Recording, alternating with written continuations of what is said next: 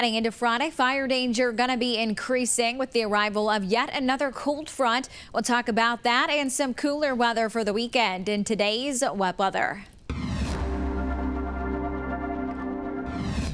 That fire danger on the way Friday afternoon going to be critical across the I-35 corridor from Pauls Valley to Ardmore to Marietta, down through Gainesville and then over towards Medill and Tishomingo, and then elevated further off to the east. Despite the vegetation, it has been bone dry for a lot of us around here for the last 50 days or so. Some rain chances on the horizon heading towards the middle of next week, but generally speaking, things are going to be staying pretty dry here for the next 4 to 5 days. Wind gusts tonight to 25, all from the south, but that changes into Friday morning as we get those north winds on the way in here early. Wind gusts to 35 on the way for some even by the afternoon. And those north winds stay with us all day long and also drag in some drier air. In addition to that, we've got reinforcing cold air that pushes in into Saturday.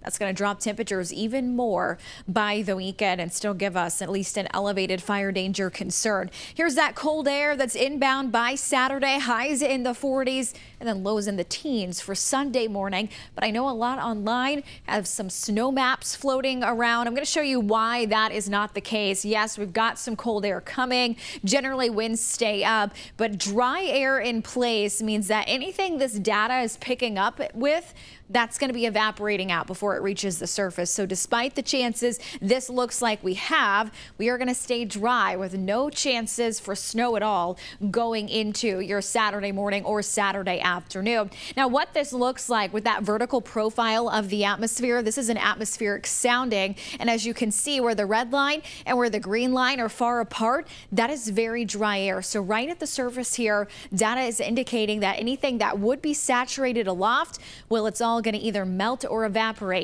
before it reaches the ground on Saturday. So we say dry this weekend, but some rain for next week. We'll talk about what those chances are coming up tonight on K10.